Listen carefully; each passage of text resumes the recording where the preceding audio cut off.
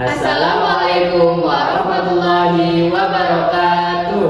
Halo guys, welcome back to BTI, Bincang Tokoh Inspirasi. Dengan saya Alvin di sini dan saya Cica sebagai pemandu host podcast kita hari ini. Jadi hari ini kita bakal ngobrol asik dengan dua narasumber. Waduh, siapa tuh narasumber kita hari ini? Penasaran nggak? Bener, penasaran banget dong pastinya. Jadi langsung aja kita undang Lalu Galang Abdullah dan Nilam Sirina Azhara.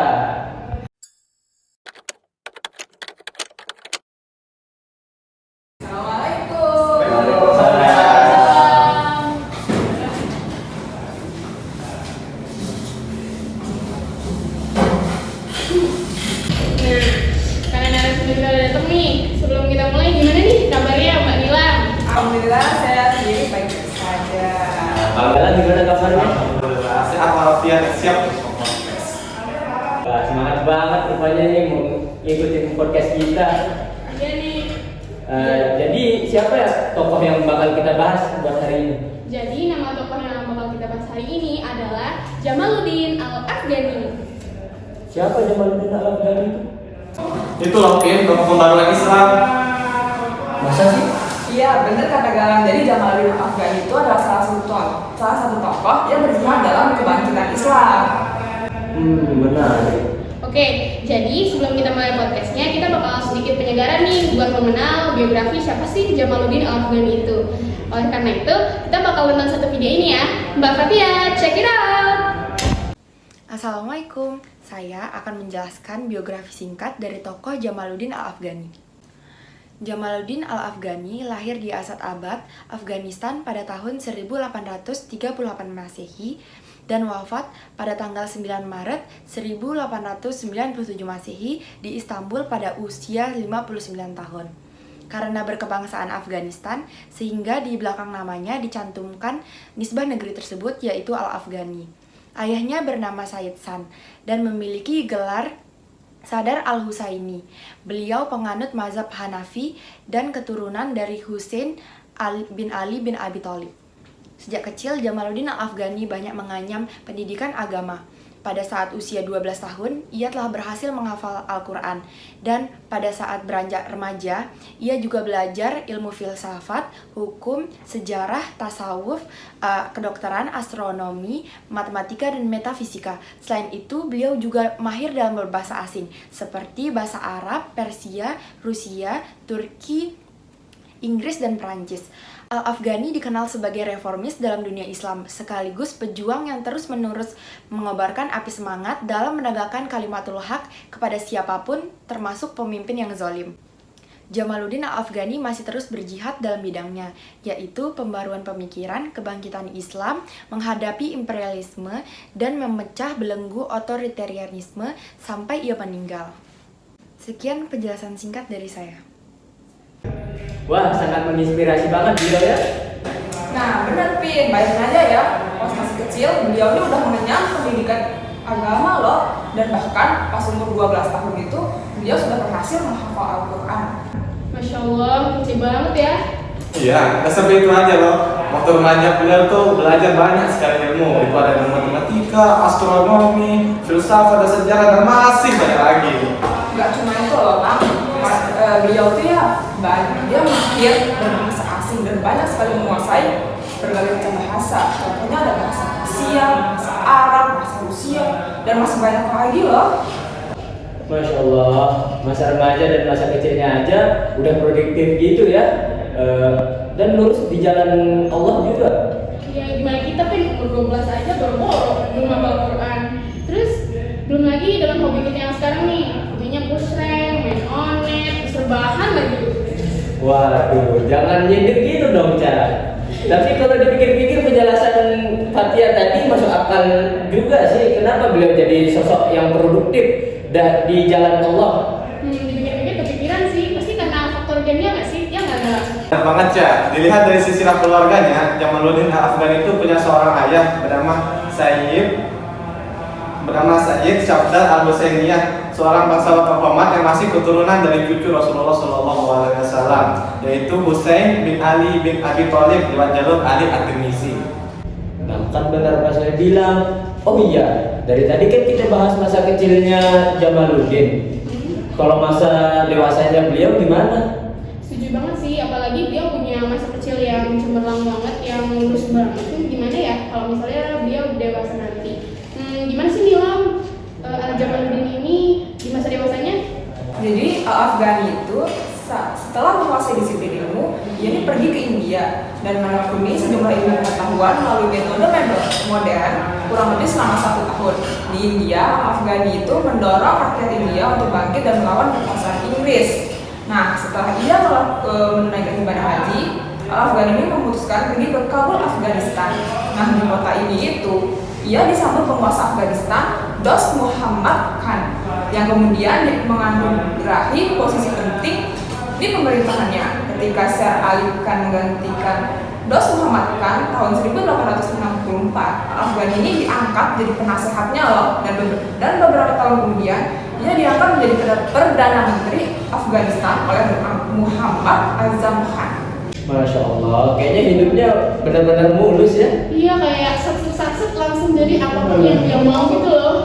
Tapi nggak semudah itu loh. Pada tahun 1869, Al-Afghani ini pernah loh diusir dari Afghanistan. Beliau itu diusir karena pada tahun itu penjajah Inggris itu ikut dalam politik Afghanistan, sehingga mengharuskan beliau itu untuk pergi dari Afghanistan menuju India. Nah, di India ini juga tidak bertahan lama. Di sana tuh dia segala gerak-geriknya itu diawasi oleh pemerintah Inggris, penjajah Inggris, hingga beliau itu pada tahun 1871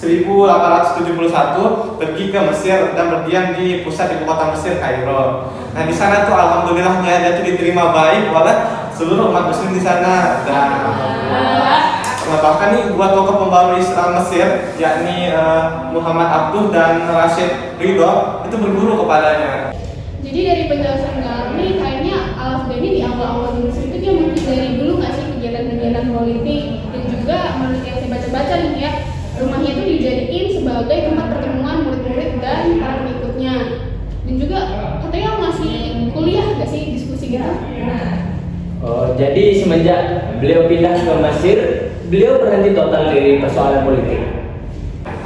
Enggak kok, beliau ini kembali terjun ke dunia politik pada tahun 1876 ketika melihat adanya campur tangan Inggris dan dalam soal politik di Mesir, dia bergabung dengan perkumpulan yang terdiri dari orang-orang politik di Mesir. Bahkan pada tahun 1879, Afghani ini membentuk partai politik dengan nama Hizb al-Watani, yang bahasa Indonesia bisa kita bilang partai kebangsaan ya. Nah, di partai ini ia berusaha menanamkan kesadaran nasionalisme dalam diri orang-orang Mesir. Kegiatan yang dilakukan Al-Afghani selama berada di Mesir memberi pengaruh besar kepada umat Islam di sana. Dia membangkitkan gerakan berpikir di Mesir sehingga negara itu dapat mencapai kemajuan menjadi negara yang modern.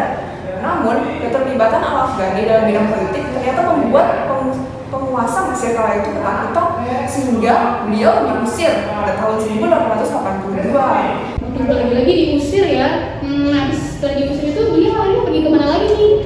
Beliau itu lalu pergi ke Paris. Waduh, jauh banget. Paris. Iya, Paris.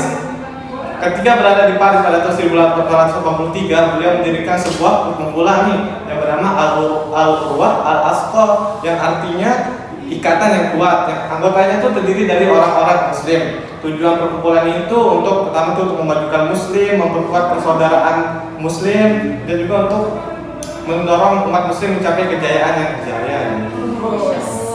Terus apa sih kegiatannya gitu loh selama di organisasi itu? Dia tuh mendirikan sebuah majalah yang juga dikenal sebagai jurnal anti penjajahan yang diterbitkan di Paris. Majalah itu menjadi barometer perlawanan dunia Islam terhadap imperialisme atau penjajahan yang sedang berlangsung. Bukan saja dari tokoh-tokoh Islam dunia, tetapi juga dari ilmuwan-ilmuwan Barat yang penasaran dan kagum dengan kepintaran dari Al-Afghani. Beliau dan kawan-kawannya pasti kritis dan juga berpikiran luas banget ya. Sampai-sampai majalah booming dan jadi barometer perlawanan dunia Islam terhadap imperialisme ya. Iya, booming banget nih. Dari sumber yang saya baca, katanya nih majalahnya sampai mengguncang dunia Islam, bahkan sampai menimbulkan kegelisahan dunia Barat. Karena ini nih, majalah ini hanya berumur 8 bulan karena Barat melarang peredarannya di negeri-negeri Islam yang menjadi daerah penjajahannya. Tapi tenang aja, beliau nggak nyerah begitu aja loh. Al-Afghani ini menulis risalah yang sangat terkenal berjudul Risalah fi Arra al-Masihiyah atau pembuktian kesalahan kaum materialis.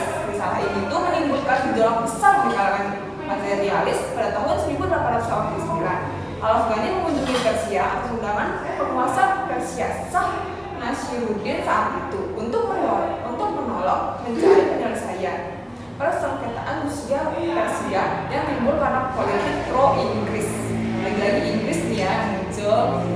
Nah, bersamaan dengan itu Al-Afghani melihat ketidakberesan politik dalam negeri Persia sendiri. Karenanya Al-Afghani menganjurkan perombakan sistem politik yang masih otokratis. Kalau nggak setuju kayak gitu, terus akhirnya gimana sih? Jadi akhirnya Sultan itu membatasi kegiatannya si Al-Afghani ini. Sultan ini kayak melarang si Al-Afghani ini keluar dari ibu kotanya Turki Utsmani sampai beliau itu wafat pada tanggal 9 Maret 1897. Jadi dari cerita yang kalian berdua cerita ini, saya tuh bisa nyimpulin ya kalau misalnya si Al-Afghani ini pusatnya tuh lebih ke Mesir ya, meski sering menjelajah, dan juga latar belakangnya beliau ini berjuang untuk memajukan Islam dari imperialisme dan kolonialisme Barat. Dari sifat beliau banyak banget ya bisa kita teladani. Bagi saya juga yang dengar kisah dari tadi nih, beliau itu benar-benar kayak tokoh perjuangan Islam yang berjasa banget buat pembangunan Islam kita sampai ini.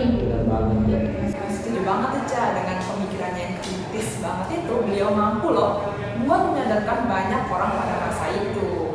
Dan meski ada kendala, beliau nggak pernah menyerah dan tetap terus mencoba untuk berkarya. Oleh karena itu, kita nih sebagai generasi muda bisa mencontoh beliau dalam menghadapi tiap fase hidup, mau itu kemajuan, stagnan ataupun kemunduran. Masya Allah, bijak sekali ya cerita ini. Jadi dari kesimpulan tadi mungkin segitu aja ya video kita kali ini. Semoga video ini tuh bisa menambah wawasan kita dan teman-teman sekalian untuk memahami pembaruan Islam. Nah, itu. And 3, 2, 1, BTI.